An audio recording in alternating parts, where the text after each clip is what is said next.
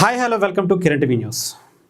పవన్ కళ్యాణ్ గారి రాజకీయ జీవితం కావచ్చు, ఆయన సినిమా జీవితం కావచ్చు, ఆయన జీవితం కావచ్చు, చాలామందికి చాలా ఇన్స్పిరేషన్గా అనిపిస్తుంది. ఈవెన్ చిరంజీవి గారి తమ్ముడిగా ఆయన వచ్చినటువంటి జర్నీ కావచ్చు, ఈవెన్ చిరంజీవి గారిది అదొక పెద్ద డిక్షనరీ అనుకోండి, ఎంతోమందికి స్ఫూర్తిదాయకం అనుకోండి.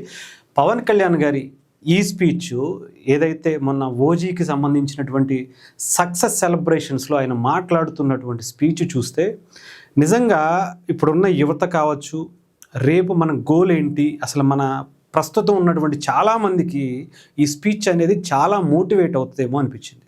నిజంగా ఎన్నో అంశాలు, అటు సక్సెస్ కావచ్చు, ఫెయిల్యూర్ కావచ్చు, హిట్టు ఫ్లాపు, విజయం అపజయం, ఇవన్నీతో వాటితో పాటు జీవితంలో ఎలా ముందుకు వెళ్ళాలి, ఎవరితో ఎలా ఉండాలి, ఏం మాట్లాడాలి, ఏ రకంగా మన ప్రయాణాన్ని తీసుకోవాలి, ఇవన్నీ కూడా ఈ ఒక్క స్పీచ్తోనే ఆయన చెప్పినట్టు అనిపించింది. నేను ఫస్ట్ ఒక్కటి మీకు చూపించి పూర్తి వీడియో వరకు మీరు లాస్ట్ వరకు చూడండి. నేను అవునో కాదో, చెప్పింది నిజమో కాదో కమెంట్స్ రూపంలో తెలియచేయండి.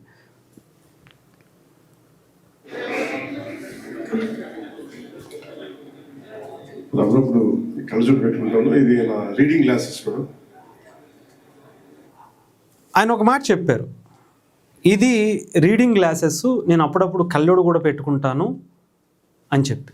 ఎందుకు చెప్పారు అంటే, జస్ట్ నేను ఒక చిన్న లైన్ చెప్తాను, మిగతాది వీడియో అంతా కూడా ఆయన దాంట్లో వినండి, పూర్తిగా విన్న తర్వాత చూడండి. అంటే రీడింగ్ గ్లాసెస్ పెట్టుకుని అంటే ఈ బ్లాక్ కలర్ స్పెట్స్, సినిమా చిత్ర యూనిట్ కావచ్చు, డైరెక్టరు, ప్రొడ్యూసర్లు, మ్యూజిక్ డైరెక్టర్ అంతా కూడా బ్లాక్ అండ్ బ్లాక్లో రమ్మన్నారు. అండ్ మీరు ఆ స్పెట్స్ కూడా పెట్టుకోవాలి సార్ అని అండి వాళ్ళ కోరికతో ఆయన ముందే ఆ బ్లాక్ కలర్ స్పెట్స్ను కూడా డిజైన్ చేయించి ఆయన రీడింగ్ గ్లాసెస్కి సంబంధించి దాన్ని తెచ్చుకుని పెట్టుకున్నారు.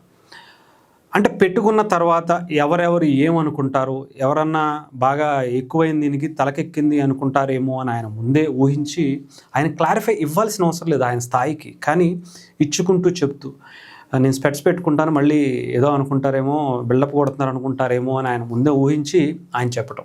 ఇకపోతే మిగతాదంతా కూడా వినండి, విన్న తర్వాత మీరు కమెంట్స్ రూపంలో తెలియజేయండి. అందుకని సుజీత్కి నేను మొన్న థియేటర్లో చూస్తున్నప్పుడు నేను మాట ఇచ్చాను, let us work on a prequel and a sequel.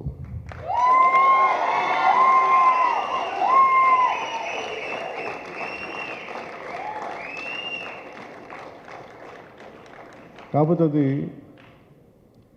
చాలా షరతులకు లోబడి ఉంటుంది ఆ సినిమా, కండిషన్స్ అప్లై. అండ్ ఎందుకంటే నెక్స్ట్ నేను నిజంగా విసిగిపోయాను ఫిల్మ్ మేకింగ్ అని, బాధ్యతారాహిత్యం. థియేటర్స్లో జనానికి వచ్చినప్పుడు ఎలా వస్తారు థియేటర్కి, మనం ఏమి ఇవ్వాలి, at lack of team work, lack of team spirit నిజంగా విసుగొచ్చేస్తుంది నాకు సినిమాలో. నిస్సహాయత ఎలా ఉంటుందో తెలుసు, ఓడిపోతే నిస్సహాయత ఎలా ఉంటుంది, సినిమా అపజయం ఉంటే నిస్సహాయత ఎలా ఉంటుందో తెలుసు. సినిమా రిలీజ్ అయిన రోజు అస్సలు బాగాలేదు నాకు, ఫీవర్. అంటే పాపం సుజీత్ వచ్చాడంటే సుజీత్ని దగ్గర తీసుకున్నాను, జస్ట్ సక్సెస్ వచ్చింది. కానీ సినిమా బాగున్నప్పుడు అందరూ ఉంటారు, కానీ బాగలేనప్పుడే ఎవరు నిలబడతారో వాళ్ళే మనవాళ్ళు మనకి. సో నాకు ఏమనిపించింది, సుజీత్ లాంటి వాడికి మనం నిలబడాలి ఈ సినిమా. దీంట్లో డబ్బులు వస్తాయా రావా అంటే, కానీ ఒక డ్రీమ్ని, ఒక కళలు కనాలి కదా, కళలు కను, నీ కళల్ని తొక్కుతూ నడుస్తున్న కాళ్ళని ఖండించే వరకు కళలు కను. అలా కళలు కనేవాడు. ఎక్కడో అనంతపురంలో పుట్టి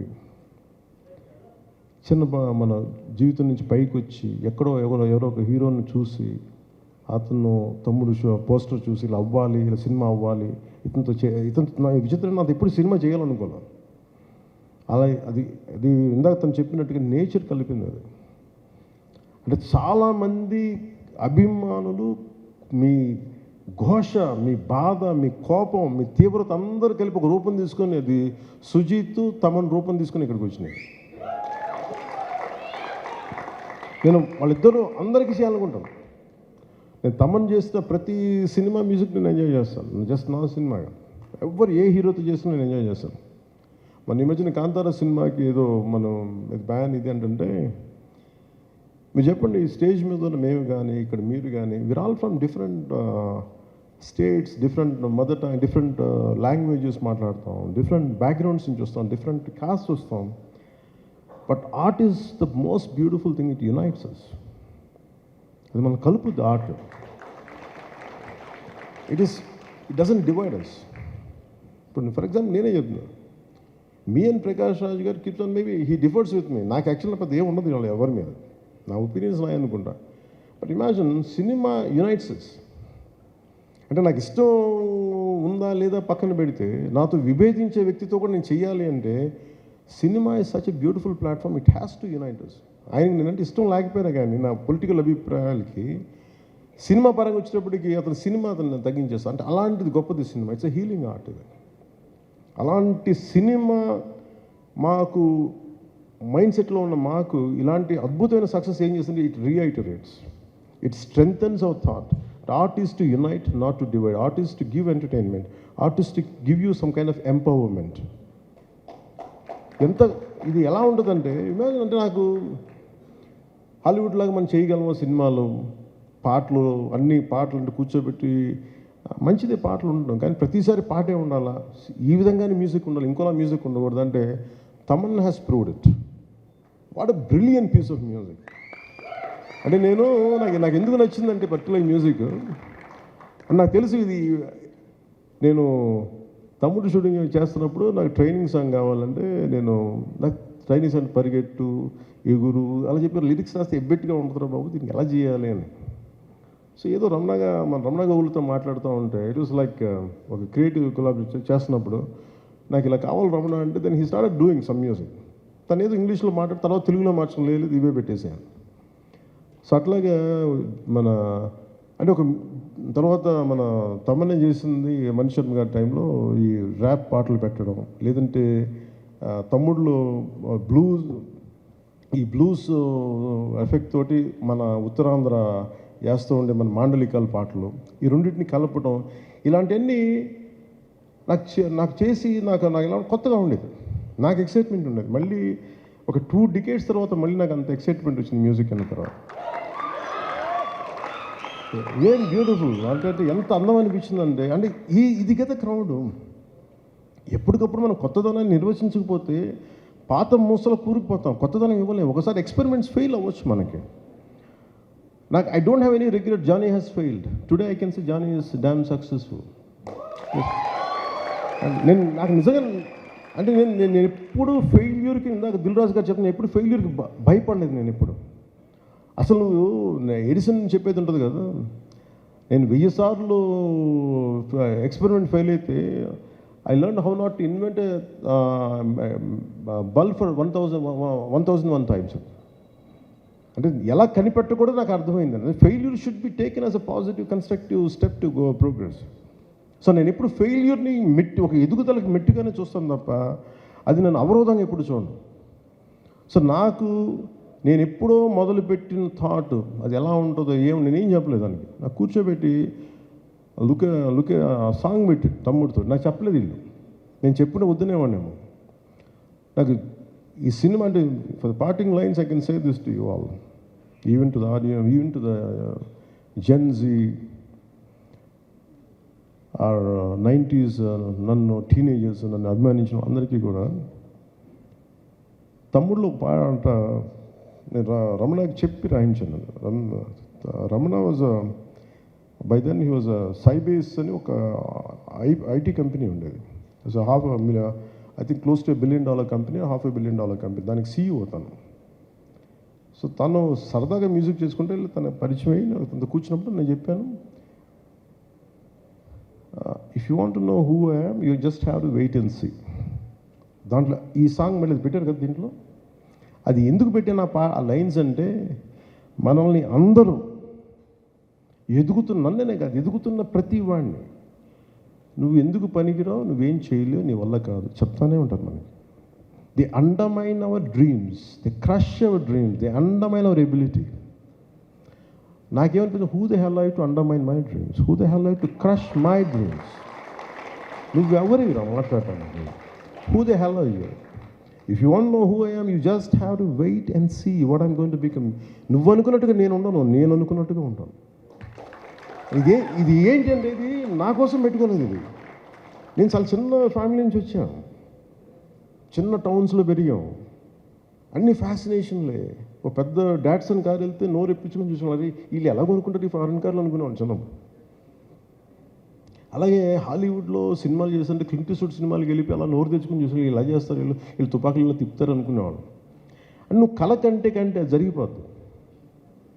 సో అలా అందుకనే నేను మీ అందరికీ చెప్పేది parting lines, don't kill your dreams, no matter who you are, no matter what you are. డబ్బులు ఉన్నాయా లేదా, కళలు కంట మటుగా ఆపకండి. ఎవరు మీ కళలను తొక్కే హక్కు ఎవరికి లేదు. ఎవరు కూడా మీ ఎబిలిటీని డిసైడ్ చేయనివ్వకండి మిమ్మల్ని. మీ ఎబిలిటీ మీరు ఎంత కష్టపడి పిండే కొద్దీ రొట్టె అంటాం కదా, ఇట్స్ ఆల్ అబౌట్ యూ మెహనత్. మీరు ఎంత శ్రమ పడతారో, ఎంత టీం వర్క్ చేస్తారో, సక్సెస్ వెంటనే రాకపోవచ్చు కానీ one day it will chase you. Success is nothing but a by product of your hard work, by product of your perseverance, it's a by product of your resilience. ఇవన్నీ చూపించారు సుజిత్ కానీ, తమన్ కానీ, this entire team. Kudos to you all. What a brilliant job you have done. One healing ఏంటంటే, మనం కూర్చోబెట్టి imagine this kind of celebration. ఇది ఏం జరుగుతుందంటే, ఇలాంటి సినిమాలకి వెళ్ళి మనం ఏం చేస్తాం, గొంతెత్తి అరుస్తాం, చప్పట్లు కొడతాం, ఫ్రెండ్స్తో పంచుకుంటాం. It's like a rock show. It's not just a movie, it's rock show. చప్పట్లు కొట్టుకుంటాం, కింద పడతాం, మీద పడతాం, నవ్వుతాం. హీరో కొడితే మనం ఆనందిస్తాం, హీరో పట్టుకొని చనిపోతే మనం ఏడుస్తాం, మన హీరో దాని కుటుంబానికి ఏడుస్తాం. ఈ హై ఇందాక తమన్ని మీరు స్టెరాయిడ్స్ మీద చేశారంటే, music is the highest steroid, creation is the highest steroid. ఈ క్రియేటివ్ మైండ్ సెట్ ఉన్నోడికి, ఆర్ట్ ఫామ్స్ ఉన్న మ్యాడ్నెస్ ఉన్నోడికి ఏ స్టెరాయిడ్, ఏ గాంజా, ఏ అవసరం లేదు. You feel it here. మీరు ఇంటాక్సికెన్స్ వల్ల మనం ఏదో అవుద్ది అనుకుంటే ఏమీ జరగదు. If you really get in to the work, ఈ టీం అది ప్రూవ్ చేస్తుంది. నాకు అది తమన్ని కానీ, నాకు సుజిత్ గారు చూస్తే నాకు అది అనిపించింది. What a brilliant hard work all of you have done, and I wish you very best. And one more time to all of you. Yeah.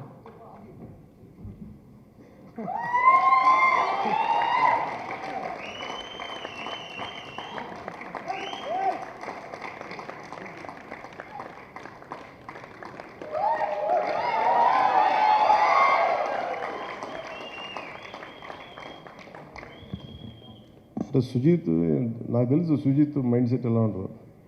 వెనక్కి వెళ్ళిపోయి తవ్వుకు. నాకు చిన్నప్పుడు అలాగే ఉండాను, నేను కూడా వెనక్కి వెళ్ళిపోయాను. అలా ఉండి ఇలా ముందుకు వచ్చాను. నేను కూడా తప్పించుకునేవాడిని, ఎవరు కనిపించుకుని ఇంట్లో. అలా షూటింగ్ అయితే ఇప్పటికీ కూడా చూశారు కదా, నాకు ఆడియో ఫంక్షన్ రావాలంటే నిన్న చూశారు, నాలో ఏదో అపరిచితున్నాడు నా మీద, మీ మీద వస్తూ ఉంటే చూశాను. అంటే నేను చిరంజీవి గారి ముందు ఇలా పెట్టి ఇలా కూర్చున్నాను, వైట్ షర్ట్ వేసుకొని. ఇవి చూడండి అపరిచితుల్లో ఎలా తయారైపోయి చెప్పి మరి కత్తి పెట్టుకుని రెండు చూపిస్తాను. నాకు నా టీంలో ఎవరు పెట్టారు అంటే, మన ప్రతి ఒక్కరిలో ఒక లోపల అంటే మనకంటే పెద్దవాళ్ళని చూడగానే ఏమనిపిస్తుంది, ఇలా పెట్టి కాళ్ళ దగ్గర ఏం కదా, ఆటోమేటిక్గా వణికి. ఇప్పుడు అందుకని నాకు ఈ మైండ్ ఎలా ఉంటుందో నాకు తెలుసు. సుజిత్ లాంటి వాళ్ళు కానీ, తమిళ లాంటి వీళ్ళకి they don't want to exhibit, they want you to enjoy, they want you to enjoy their creation. And we have enjoyed a lot Sujeeth and Thaman and Ravindran ji, మన రవికే చంద్రన్ గారు. You have done a fabulous job, sir. What a fabulous job you have done. He's a celluloid poet here.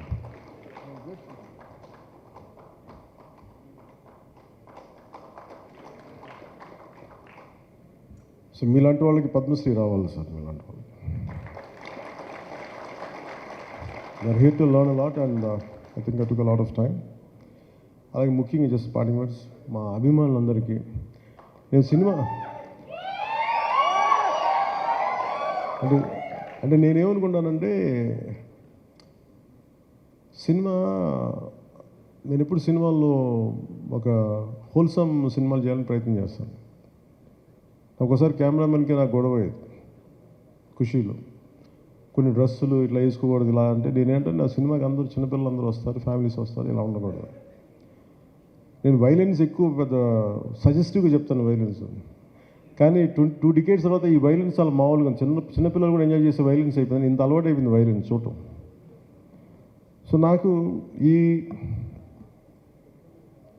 ఈ సినిమాకి సంబంధించి ఈ future వరల్డ్కి, future prequel కానీ sequel కానీ దీని మీద కూర్చుంటాం.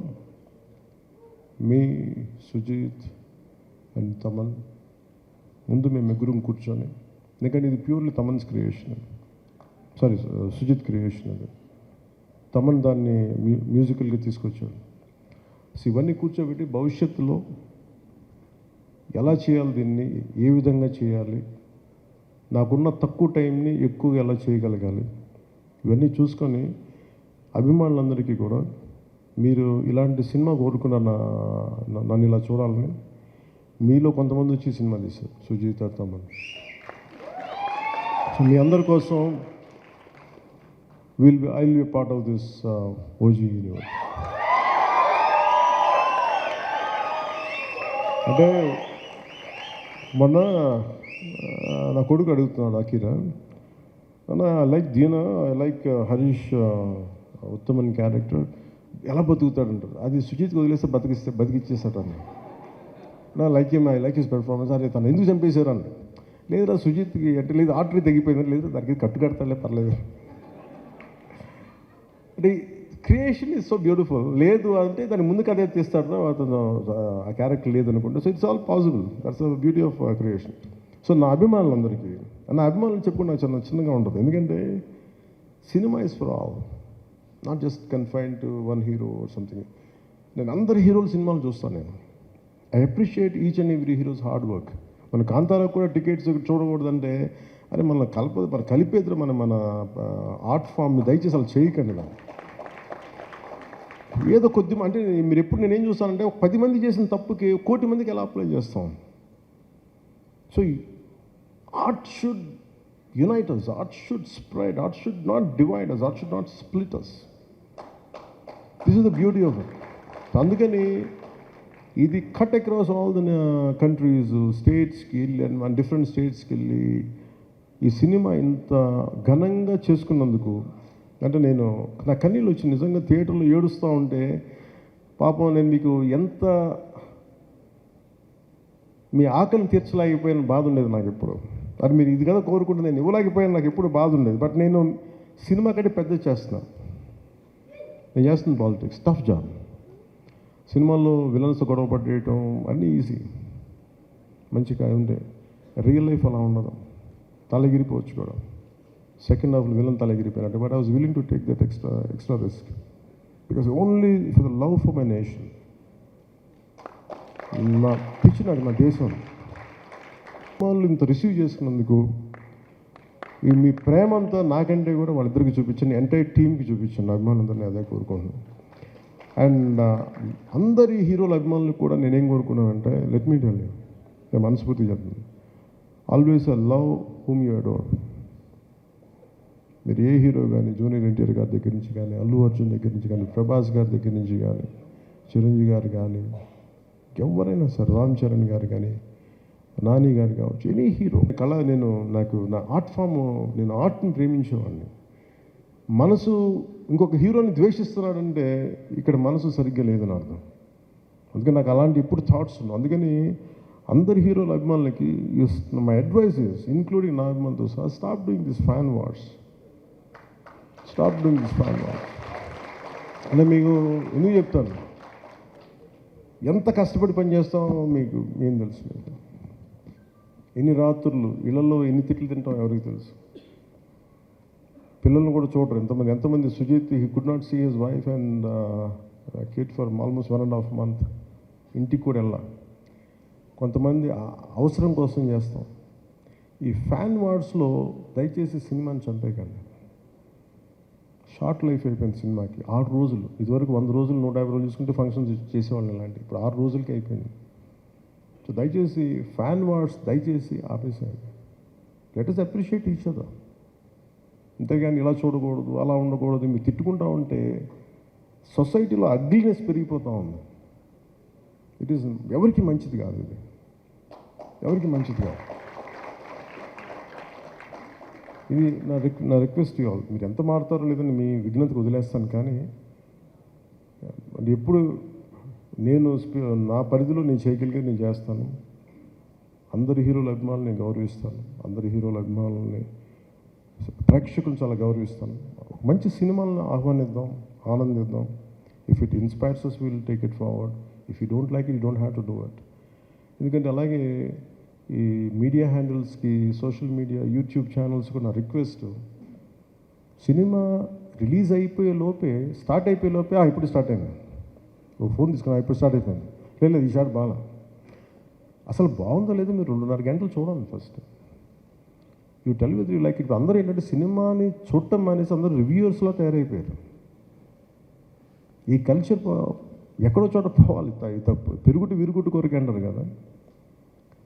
ఈ కల్చర్ ఎక్కడో పోతే ఏమైపోతుందంటే ఇన్ని కోట్ల మీద పెడతాం. నేనే హరిహర వీరమలకి ఎంత ఇబ్బంది పడ్డాను నాకు తెలుసు.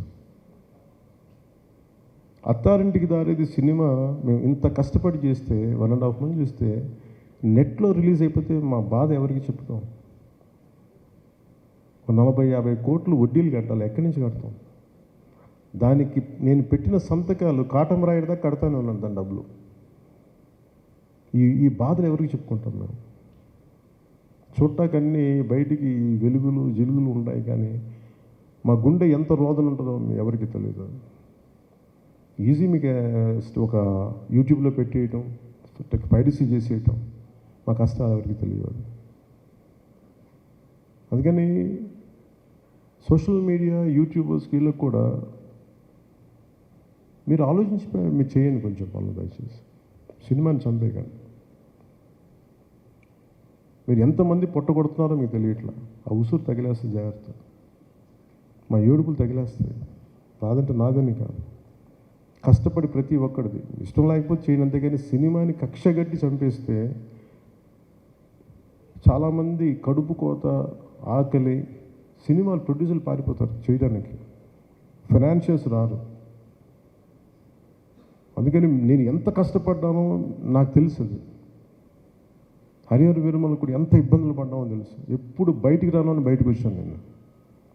దేనికంటే నాకు సినిమాని వదిలేస్తే అట్లా మన మీద నమ్మకంతో వచ్చేస్తారు, ఇబ్బందులు పడుతున్నాం.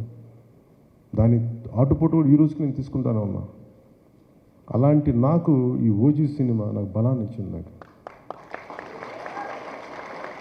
అంటే ఇంకా ఇంత ప్రతికూల పరిస్థితుల మధ్యలో కూడా విజయం సాధించగలం, అది నాకు ఇచ్చింది. థ్యాంక్ యూ అండ్ జై హింద్.